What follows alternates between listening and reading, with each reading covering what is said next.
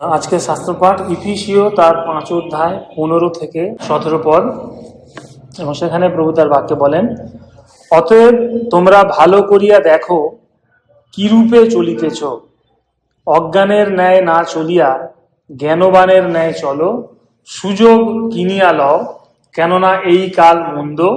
এই কারণ নির্বোধ হইও না, কিন্তু প্রভুর ইচ্ছা কি তাহা বুঝো। মনে করুন একটা রাস্তা রয়েছে, যে রাস্তায় বিপদ লুকিয়ে রয়েছে, বা যে রাস্তায় সাপ খোপ রয়েছে বা বিষাক্ত গাছপালা রয়েছে। এখন একজন জ্ঞানী পথিক যাকে ওই পথ দিয়ে যেতে হবে, সে কিভাবে চলবে? সে সতর্কতার সঙ্গে চারিদিক দেখে তার প্রত্যেকটা পদক্ষেপ লক্ষ্য করে সে এগিয়ে যাবে। অন্যদিকে একজন অজ্ঞ ব্যক্তি সে কি করবে? সে সাবধানতা অবলম্বন না করে সে কি করবে? তাড়াহুড়ো করে ঝুঁকি নিয়ে সে এগিয়ে চলবে। কোথায় সাপ রয়েছে, কোথায় বিষাক্ত গাছ রয়েছে তার দেখার দরকার নেই। এখন এই বিষয়টা আমাদের আধ্যাত্মিক জীবনের সঙ্গেও কিন্তু সম্পর্ক যুক্ত, যে আমরা আমাদের আধ্যাত্মিক জীবনে কোন ব্যক্তির মতো চলছি। আমরা কি সতর্কতা অবলম্বন করে চলছি, নাকি আমরা সে অজ্ঞ ব্যক্তির মতো তাড়াহুড়ো করে আমরা চলার চেষ্টা করছি? এই যে অংশটা আমরা আজকে পাঠ করেছি, সেখান থেকে আমরা এই শিরোনামে দেখব কি রূপে চলিতেছ। এই প্রশ্নটা আজকে আমার, আপনার, আমাদের প্রত্যেকের জন্য। আমরা যেন এই প্রশ্নটা নিজেকে করি যে আমি কিভাবে চলছি। এবং এই যে অংশটা আমরা পাঠ করেছি সেটা হচ্ছে এক উদ্দেশ্যপূর্ণ জীবনযাপন বনাম অসাবধানতা বশত জীবনযাপন, এই বিষয়ে এখানে বলা হয়েছে। তো বিভিন্ন মানুষের জীবনে কি উদ্দেশ্য থাকা দরকার। কেউ বলেছেন যে উদ্দেশ্যবিহীন জীবন হচ্ছে দাঁড়বিহীন নৌকার মতো। সেজন্য আমাদের জীবনেও উদ্দেশ্য না থাকলেও সে দাঁড়বিহীন নৌকার মতো, সে যেদিকে ইচ্ছা চলে যাবে, কিন্তু যেদিকে ইচ্ছা গেলে তো হবে না। একটা লক্ষ্য ক্ষেত্রে, নির্দিষ্ট লক্ষ্যে আমাদেরকে এগোতে হবে। প্রকৃতপক্ষে এই যে 15 পদে, অতএব তোমরা ভালো করিয়া দেখো কিরূপে চলিতেছ, এইটা যদি আমরা ইফিসীয়রই তার 5 অধ্যায় যদি 10-11 পদ দেখি, সেখানে যে বক্তব্য, যে একই বক্তব্য তুলে দেওয়া হয়েছে। সেখানে কি বলছে? যে প্রভুর প্রীতিজনক কি তাহার পরীক্ষা করো। মানে প্রভুকে কোন বিষয় খুশি করে বা প্রভুকে কোন বিষয় অখুশি করে, এমন বিষয় বুঝে যেন আমরা সতর্কতার সঙ্গে কি করতে পারি? আধ্যাত্মিক জীবনে চলতে পারি। আর কি? আর অন্ধকারে ফলহীন কর্ম সকলের সহভাগী হইও না, বরং সেগুলির দোষ দেখাইয়া দাও। অতএব তোমরা ভালো করে দেখো যে কি রূপে চলিতেছ, অজ্ঞানের ন্যায় না চলিয়া জ্ঞানবানের ন্যায় চলো। আমরা নিজেদেরকে আজকে প্রশ্ন করব, আমি কি আমার জীবনকে এমনভাবে যাপন করছি যা ঈশ্বরকে খুশি করে, নাকি আমি অন্ধকারের কাজের সহভাগী হচ্ছি সে যা ঈশ্বরকে অখুশি করে? কিরূপে চলিতেছ, এর জন্য যদি আমরা 1 করিন্থীয় তার 3 অধ্যায় 10 পদ দেখি, সেখানে লেখা রয়েছে যে প্রত্যেকজন দেখুক সে কিরূপে গাঁথে। যখন কেউ তার বাড়ি তৈরি করে, যদিও সে কন্ট্রাক্টরকে পুরো বরাদ দিয়ে দিল যে ভাই আমার ঘরটা তৈরি করে দিবি, তবুও সে কিন্তু প্রতিদিন একবার করে যায়, একবার কি লক্ষ্য রাখে যে কাজ কেমন ভাবে চলছে, কিভাবে চলছে। না হলে আমি তো কন্ট্রাক্টরকে আমার বরাদ দিয়ে দিয়েছি, সে তার মতো কাজ করে বেরিয়ে চলে যাবে। তো একইভাবে আমাদের আধ্যাত্মিক জীবন এবং আমাদের ব্যবহারিক জীবন দুটোই কেমন ভাবে চলছে তা আমাদের ব্যক্তিগতভাবে লক্ষ্য রাখা উচিত। সে বাড়ি তৈরি করার মতো আমরা যেন লক্ষ্য রাখি যে আমার আত্মিক জীবন কিভাবে চলছে, কোন পথে চলছে। এবং সেই যে আমি যখন আত্মিক জীবনের কথা বলছি, আমার ব্যবহারিক জীবনে তার প্রয়োগ আছে কি না তা আমাদের লক্ষ্য রাখতে হবে। কিভাবে লক্ষ্য রাখতে হবে? দুটি বিষয়। প্রথম বিষয় কি, অজ্ঞানের মতো নয়। বলছি কিভাবে চলছো? অজ্ঞানের মতো যেন তোমরা চলো না। এখানে অজ্ঞান মানে যে বোকা। আমরা বেশ কয়েক সপ্তাহ বা প্রত্যেক সপ্তাহে আমরা একটা বিষয় শুনে আসছি কি, যে আমরা যখন যিশুর আশীর্বাদ আমাদের জীবনে পাচ্ছি, আমাদের কি করা উচিত? আমরা যেন অন্যদেরকে সে আশীর্বাদের কথা বলতে পারি, যেন তারাও সে আশীর্বাদ পেতে পারে। এখন আপনি যখন অন্যদেরকে আলোকিত করছেন, তখন আপনাকে সাবধান হতে হবে যে আপনি নিজেও আলোতে চলছেন। আমি অন্ধকারে চলবো আর আমি আপনাদেরকে বলবো না তোমাদেরকে আলোতে চলতে হবে, সেটা তো হতে পারে না, সেটা কখনো হওয়া উচিত নয়। আমাদেরকে মাথায় রাখতে হবে যে আমাদের জীবনযাপন কিন্তু অন্যরা লক্ষ্য করে। হয়তো তার মুখে কেউ কিছু বলছে না, কিন্তু আপনি কিভাবে আপনার জীবনযাপন করছেন আর 5 মানুষ কিন্তু আপনাকে দেখছে, ওয়াচ করছে। আমি কিভাবে জীবনযাপন করছি আর 5 মানুষ কিন্তু তারা দেখছে। এবং অন্যদের কাছে আমাদের জীবনযাপনের পদ্ধতি কিন্তু খুব গুরুত্বপূর্ণ। কেন গুরুত্বপূর্ণ? যাতে আমার আপনার জীবনযাপন তাদেরকে ভুল বার্তা না দেয়। এবং আরেকটা বিষয়, সুসমাচার কেবলমাত্র যে বাইবেলে লেখা রয়েছে তা নয়, সুসমাচার আমাদের জীবনেও প্রতিফলিত হতে বাধ্য। আমি শুধু বলবো না ঈশ্বর আপনাকে ভালোবাসেন, ঈশ্বর আপনাকে ভালোবাসেন, হ্যাঁ, যেহেতু বাইবেলে লেখা রয়েছে, বাইবেল বলতে বলছে, আমি শুধু এটাই বলবো না ঈশ্বর আপনাকে ভালোবাসেন। কিন্তু আপনি যখন বিপদের মধ্যে পড়েছেন, আমি যেন আমার সাধ্যমতো সেই সময় আপনার বিপদে দাঁড়াতে পারি, সেজন্য সুসমাচার শুধু বাইবেলে এটা লেখা রয়েছে বলা নয়, সুসমাচার আমাদের জীবনের মধ্যে দিয়েও যেন প্রতিফলিত হতে পারে। অর্থাৎ আমি লোককে সুসমাচার দিচ্ছি বা আপনি লোককে সুসমাচার দিচ্ছেন, যেটা আমাদের প্রত্যেকের দায়িত্ব। সুসমাচার কি? আমি একটা আশীর্বাদ ঈশ্বরের কাছ থেকে পেয়েছি, আমি অন্যকে সেই আশীর্বাদের কথা বলছি। এখন সেই অনুসারে কি আমি আপনি জীবনযাপন করছি, এটা হচ্ছে গুরুত্বপূর্ণ।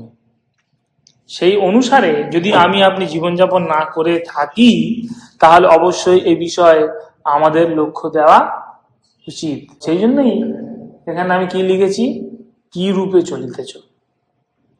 আমরা জানো আজকে নিজেদেরকে এই প্রশ্নটা বারবার করি যে আমি কিভাবে চলছি, আমার জীবনে আমি কিভাবে চলছি। আমাদের জীবনযাপনে যত্ন ও বিচক্ষণতার প্রয়োজন রয়েছে। যদি আমরা বিবেচকদের মতো কথা বলি বা কাজ করি, সেটা কিন্তু আলটিমেটলি কি আমার সেই মূর্খামির কাজ বা আপনার সেই বোকামির কথা আলটিমেটলি কি হয়ে যাবে? খ্রিস্টের অগৌরব হবে। তাহলে আমরা যেন অজ্ঞানের মতো না চলি, বরং কিসের মতো চলি? জ্ঞানবানের মতো যেন চলতে পারি। এখন ঈশ্বরের গৌরবের জন্য বিশ্বাসী আমাদেরকে জ্ঞানবানের মতো চলার কথা বলা হয়েছে। এখন এই জ্ঞানবান বলতে আমি বাইবেল সম্পর্কে অনেক কিছু জানি বা কোনো বিষয় সম্পর্কে আমার অনেক জ্ঞান রয়েছে, এখানে সেইটা জ্ঞানবান নয়। আমি অনেক পড়াশোনা করেছি, আমার মাথায় জ্ঞান ভরপুর, এখানে সেই জ্ঞানবানের কথা বলা হয়নি। বরং ঈশ্বরকে সম্মান করা ও তার বাধ্য হয়ে চলাই হচ্ছে কি জ্ঞানবান। যে ব্যক্তি ঈশ্বরকে ভালোবাসে, তাকে সম্মান করে, কারণ হিতোপদেশ তার 1:7 কি বলছে? সদাপ্রভুর ভয় জ্ঞানের আরম্ভ। তার কোনো পাঠ্যপুস্তকে আমি কি শিখছি সেটা কিন্তু জ্ঞান নয়। জ্ঞানটা কি? আমি যদি সদাপ্রভুকে ভয় করতে শিখি। কেন ভয় করতে শিখি? কারণ তিনি হচ্ছে নিঃস্বর এবং তিনি পাপের শাস্তি তিনি দেন। তো সেই বিষয় যদি তার প্রতি ভয় আমার থাকে, সেটাই হচ্ছে জ্ঞানের আরম্ভ। আর উল্টো দিকে কি? অজ্ঞানেরা, যারা বোকা, তারা কি করে? প্রজ্ঞা উপদেশকে তুচ্ছ করে, তারা মানতে চায় না। হ্যাঁ, তুমি কি বলছো, বসে বাদ দাও, ইত্যাদি ইত্যাদি। দেখুন, ঈশ্বরের ইচ্ছা এই যে মানুষ যেন ঈশ্বরের পরিত্রাণের পরিকল্পনা যে তিনি করেছেন, যদি আমরা ইফিসীয় তার 1:9-10 পদ পাঠ করি, সেখান থেকে দেখতে পাই, ফলত তিনি আমাদিগকে আপন ইচ্ছার নিগূঢ় তত্ত্ব জ্ঞাত করিয়াছেন। তার ইচ্ছার নিগূঢ় তত্ত্ব, মানে গভীর রহস্যের যে বিষয় ঈশ্বর আমাদেরকে তা জানিয়েছেন, তাহার সেই হিত সংকল্প অনুসারে, হিত সংকল্প মানে অনুসারে ভালো উদ্দেশ্য অনুসারে, কোন উদ্দেশ্য অনুসারে? যা তিনি কালের পূর্ণতার বিধান লক্ষ্য করিয়া তাহাতে পূর্বে আগে থেকেই তিনি যা এটা ঠিক করে রেখেছিলেন। কি তার পরিকল্পনা? তার পরিকল্পনা এই, স্বর্গস্থ পৃথিবীস্থ সমস্তই খ্রিস্টেই সংগ্রহ করা যাইবে। ঈশ্বরের আলটিমেট যে পরিকল্পনা, কি পরিকল্পনা? মানুষ যেন পাপ থেকে পরিত্রাণ পায়, এবং সেই পরিত্রাণের জন্য তিনি কি পূর্বে সংকল্প করে রেখেছিলেন। এখন তার এই পরিকল্পনাটাকে বোঝাই হচ্ছে জ্ঞানী হওয়া, যে হ্যাঁ, ঈশ্বর আমার জীবনের জন্য, ঈশ্বর আমার পরিবারের জন্য এই পরিকল্পনা তিনি করে রেখেছেন। সেটাকে জানা, সেটাকে বোঝা এবং তাতে বিশ্বাস করা, সেটাই কি জ্ঞানী হওয়া। জ্ঞানী হওয়ার অর্থ হচ্ছে প্রভুর ইচ্ছা উপলব্ধি করা। আজ যে অংশ আমরা পড়েছি তার 17 পদে কি বলছে? এই কারণ নির্বোধ হইও না, কিন্তু প্রভুর ইচ্ছা কি তা বোঝো। প্রভুর ইচ্ছা জানাই হচ্ছে জ্ঞানবান হওয়া, এবং সেই ইচ্ছা আমাদেরকে কি করে? ঈশ্বরের পরিকল্পনাকে, কোন পরিকল্পনাকে? আমার পাপ থেকে উদ্ধারের পরিকল্পনাকে জানতে সাহায্য করে। ওকে, আবার জ্ঞানী হওয়া মানে কেবল শুধু জানা নয়, সেই জ্ঞানটা যেন ব্যবহারিক জীবনে প্রতিফলিত হয়, এবং এই জ্ঞান আমাদেরকে লাগাম ছাড়া জীবনযাপন করতে বলে না। আমি তো যিশুকে বিশ্বাস করি, আমি তো আমার পাপ থেকে পরিত্রাণ পেয়েছি, আমি যা ইচ্ছা করতে পারি। যদি কেউ মনে করে থাকে, তাহলে সে কি করছে? অজ্ঞানের ন্যায় বা বোকার মতো সে জীবনযাপন করছে। যারা ঈশ্বরের পরিত্রাণ সম্পর্কে জানে, তাদের কি করা উচিত? পবিত্রভাবে জীবনযাপন করা উচিত। কারণ প্রভু যীশু খ্রিস্ট আমার পাপের জন্য মরেছেন, এটা যখন আমি উপলব্ধি করি, সেই উপলব্ধি করার পরে আমি আবার নতুন করে একই বিষয় আমি করতে পারি না। অতএব আমি বা আপনি জ্ঞানবানের মতো চলছি কিনা বা সতর্কতার সাথে চলছি কিনা, তা যেন আমরা লক্ষ্য করার চেষ্টা করতে পারি, এবং আমাদেরকে সতর্ক থাকতে হবে। কেন সতর্ক থাকতে হবে? 1 পিতর 5:8 বলছে, তোমরা জেগে থাকো। কেন জেগে থাকো? তোমাদের বিপক্ষ দিয়াবল, আমাদের বিপক্ষকে শয়তান, এবং সে কি করতে চায়? গর্জনকারী সিংহের ন্যায় কাকে গ্রাস করবে তাহার অন্বেষণ করিয়া বেড়াইতেছে। অতএব খ্রিস্ট বিশ্বাসীরা জ্ঞানী মানুষ। কেন জ্ঞানী মানুষ? তাদের অনেক জ্ঞান আছে বলে নয়, কিন্তু তারা খ্রিস্টকে জানতে পেরেছে, তাকে বিশ্বাস করেছে বলেই তারা জ্ঞানী। দ্বিতীয়ত, খ্রিস্টের এই জ্ঞান শুধু মাথায় ভরে রাখার জন্য নয়, আমি এই জানি, আমি ওই জানি, আমি ছোটবেলায় স্কুলে যেতাম, ওখানে এই বই দিত, এই পড়েছি, ওই পড়েছি, ইত্যাদি ইত্যাদি, সেগুলো মাথায় ভরে রাখার জ্ঞান নয়, বরং এটি ব্যবহারিক জ্ঞান। কারণ তা শেখায় আমাদের কিভাবে জীবনযাপন করা উচিত। বাইবেল বলে তুমি তোমার প্রতিবেশীকে ভালোবাসো। বাইবেল কি শেখায়? যে অসহায় অবস্থায় রয়েছে, যে পীড়িত, যে দুর্দশার মধ্যে রয়েছে, তাকে তুমি কি করো? সাহায্য করো, সেবা করো। বাইবেল কি শেখায়? অন্যকে আঘাত করো না। জানো, আমাদের খ্রিস্টীয় জীবনযাপন জগতের লোকদের জীবনযাপনের থেকে আলাদা। কেন আলাদা? কারণ ঈশ্বর আমাদেরকে যে শিক্ষা দিয়েছেন, সেই শিক্ষাটা শুধুমাত্র শেখার জন্য শিক্ষা নয়, সেটা শুধুমাত্র মাথায় ধরে রাখার জন্য শিক্ষা নয়, সেটা কি আমাদের ব্যবহারিক জীবনে প্রয়োগ করার জন্য শিক্ষা। তা যেন আমাদের জীবনে প্রয়োগ করতে পারি। বাইবেল যখন বলছে তুমি লোককে ঠকিও না, সেই শিক্ষাটা সে শুধু মাথার মধ্যে রাখেনি, সেই শিক্ষাটা তার জীবনেও সে কি করে? অ্যাপ্লাই করে, প্রয়োগ করে। আর তাই আমি যেটা বলতে চাইছি, যে আমরা যেন জগতের লোকদের মতো না হই, বরং প্রভু যখন আমাদেরকে তার শিক্ষা দিয়ে চলেছেন, প্রত্যেক সপ্তাহ থেকে যখন আমরা বিভিন্ন বিষয় যখন শিখছি, আমরা যেন তা আমাদের জীবনে প্রয়োগ করতে হয়। দেখুন, যে সমস্ত বিষয় আমাদের কাছে গুরুত্বপূর্ণ বলে মনে হয়, সেগুলোর জন্য আমরা সবাই কষ্ট স্বীকার করি। যেমন ধরুন আমার চাকরি আমার কাছে গুরুত্বপূর্ণ, তাহলে চাকরি বাঁচানোর জন্য আমাকে এই করতে হবে, কষ্ট স্বীকার করতে হবে। আমাদের শিক্ষা, আমাদের বাড়ি, আমাদের পরিবার, আমাদের শখ, আমাদের পোশাক, আমাদের চেহারা, এগুলো কি আমাদের কাছে গুরুত্বপূর্ণ? আমার পরিবারের জন্য আমাকে কষ্ট স্বীকার করতে হবে, তাই না? তো এই সমস্তগুলোকে মেনটেন করার জন্য, পোশাককে মেনটেন করতে হবে, চেহারাকে মেনটেন করার জন্য আমার সমস্ত কিছু যত্ন নিতে হয়। অতএব খ্রিস্ট বিশ্বাসী হিসেবে আমাদের খ্রিস্টীয় জীবন নিয়েও যত্নবান হতে হবে। আমরা যখন অন্যান্য বিষয়গুলোকে গুরুত্ব দিয়ে দেখছি, তখন আমাদের এই বিষয়টি নিয়েও যত্নবান হতে হবে এবং এটির গুরুত্ব অনুযায়ী এটাকে গুরুতর বিষয় হিসেবে বিবেচনা করতে হবে। দেখুন, জ্ঞানী লোকেরা তাদের সময়কে ব্যবহার করে বা সময়কে কাজে লাগায়। সেজন্য 16 পদে কি বলছে? 16 পদে বলছে, সুযোগ কিনে নাও, কেননা এই কাল মন্দ। দেখুন, জ্ঞানী ব্যক্তিরা জানে সময় একটা মূল্যবান সম্পদ এবং আমাদের সকলের হাতেই একই সময় আছে। আপনার হাতে যে বেশি, আমার হাতে যে কম তা নয়। প্রত্যেকের হাতেই 24 ঘন্টা করে সময় দেয়া হয়েছে এবং সেই প্রত্যেক 24 ঘন্টায় 60টা করে মিনিট প্রত্যেকেই দেয়া হয়েছে। যে জ্ঞানী ব্যক্তি, যে বুদ্ধিমান, সে কি করবে? এই একই সময়, আপনার কাছে যে সময়, আমার কাছে একই সময়, সেই একই সময় সে কি করবে? যতটা সম্ভব সে সদ্ব্যবহার করবে। আর যে বোকা, সে কি করবে? অপব্যবহার করবে, অবহেলা করবে, বসে থাকবে, শুয়ে বসে দিন কাটাবে। জ্ঞানী ব্যক্তিরা জানে একবার যদি সময় চলে যায়, কেউ তা ফিরিয়ে আনতে পারবে না। দ্বিতীয় বিষয়, জ্ঞানী ব্যক্তিরা ঈশ্বরের ইচ্ছা উপলব্ধি করে। 17 পদে বলছি কি, এই কারণ নির্বদ্ধ হইও না, কিন্তু প্রভুর ইচ্ছা কি তা বোঝো। যদি আমরা স্বেচ্ছাচারিতায় জীবনযাপন করি, তার অর্থ হচ্ছে বোকামি। স্বেচ্ছাচারিতা মানে আমি জানি কোনটা ঠিক কোনটা বেঠিক, তো তারপরেও আমি আমার ইচ্ছা মতো জীবনযাপন করব। আমি জানি যে যদি মদ্যপান করি, এটা আমার শরীরকে খারাপ করবে, আমার লিভারকে ড্যামেজ করবে, শরীর খারাপ হবে, অসুস্থ হয়ে পড়বো। তারপরেও আমি মদ্যপান করে যাবো এবং কন্টিনিউ করে করে করে যাবো। এগুলো কি? স্বেচ্ছাচারিতার জীবন। তো স্বেচ্ছাচারিতার জীবনযাপন করার অর্থ হচ্ছে বোকামি। আর প্রজ্ঞা বা জ্ঞান কেবল ঈশ্বরের ইচ্ছার মধ্যেই রয়েছে। সেই জন্যই এখানে বলছে প্রভুর ইচ্ছা কি বোঝ। যিশু নিজে প্রার্থনা করেছিলেন কি? আমার ইচ্ছা নয়, কিন্তু তোমার ইচ্ছাই পূর্ণ হোক। এবং তিনি আমাদেরকে প্রার্থনা করতে শিখিয়েছেন কি?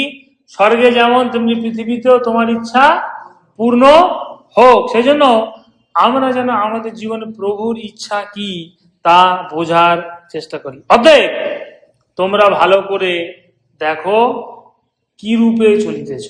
আমরা কি জ্ঞানবানের মতো চলছি নাকি অজ্ঞানের মতো চলছি? আমি লোককে যিশুর কথা বলছি যে তুমি মণ্ডলীতে এসো, কিন্তু আমি নিজে মিথ্যে কথা বলছি এবং আমার নিজের মিথ্যে কথা ধরা পড়ছে, কিন্তু বারবার ধরা পড়ছে। এবং অন্যরা কিন্তু আমাকে সুযোগ দিচ্ছে যে তুমি মিথ্যে কথা বলছো, এটা ঠিক না, কিন্তু আমি কি মিথ্যে কথা বলেই যাচ্ছি, লোককে ভুল কমিটমেন্ট করছি, অন্য উল্টো পাল্টা কথাবার্তা বলছি, অথচ আমি নিজেকে কি বলছি? আমি যিশুকে বিশ্বাস করি। আমাদের স্বভাবের পরিবর্তন করতে হবে। যদি করতে না পারি, তাহলে আপনি মিছিমিছি যিশুকে বিশ্বাস করার কথা বলছেন। কারণ যিশু কখনো আমাদেরকে মিথ্যা কথা বলতে শেখায় না, কিন্তু আমি সেই একই রকম ভাবে করে যাচ্ছি এবং এটা কি সবার সাথে করছি, কারণ এটা আমার স্বভাবে দাঁড়িয়ে গিয়েছে। আমরা যেন নিজেদেরকে পাল্টানোর চেষ্টা করি। আমরা যেন নিজেদেরকে প্রশ্ন করি, আমি কি রূপে চলছি। আমরা যেন কেউ নামধারী খ্রিস্ট বিশ্বাসী না হই। ঈশ্বর আমাদেরকে আশীর্বাদ করুন যেন আমরা আমাদের জীবনে ঈশ্বরের ইচ্ছা জানি এবং তা পালন করি। আসুন আমরা অজ্ঞানের মতো নয়, বরং ঈশ্বরের সন্তানের ন্যায় জ্ঞানবানের মতো যেন আমরা চলি। ঈশ্বর যখন আমাদেরকে কোনো কিছু শিক্ষা দেন, সেই শিক্ষাটাকে শুধু জানা নয়, সেই শিক্ষাটাকে শুধু শেখা নয়, সেই শিক্ষাটাকে শুধু মাথায় ভরা নয়, সেই শিক্ষাটা যেন আমার আপনার দৈনন্দিন জীবনে যেন প্রয়োগ করতে পারি। তবেই কিন্তু আমরা প্রকৃত জ্ঞানবানের ন্যায় বা তবেই আমরা প্রকৃত বিশ্বাসীর ন্যায় আমরা চলতে পারবো। না মিছিমিছি তুমি 1 বছর ধরে আসতে পারো, তুমি 4 বছর ধরে আসতে পারো, আর তুমি জন্ম থেকেই তুমি যিশুর কথা জানতে পারো, যদি আমার জীবনে যদি পরিবর্তনই যদি না হয়, তাহলে কোনো লাভ নেই। আমরা অজ্ঞানের মতো চলছি। আজকের এই বাক্য আমাদেরকে ছোট করার জন্য নয়, আজকের এই বাক্য আমাদেরকে আরেকবার ঈশ্বরের সামনে নিজেদেরকে দেখার সুযোগ করে দিয়েছে যে আমি আমার আধ্যাত্মিক এবং ব্যবহারিক জীবনে কোন অবস্থায় আমি রয়েছি। আমি কি শুধু মুখে যিশুকে বিশ্বাস করার কথা বলছি? যখন আমি বলছি আমি যিশুকে বিশ্বাস করি, আমি যিশুকে ভালোবাসি, আমার জীবনে কি তার প্রতিফলন রয়েছে? সেইটা কে দেখবে? আমি নিজেকে যেন চেক করতে পারি। ঈশ্বর আমাদের প্রত্যেককে আশীর্বাদ করুন।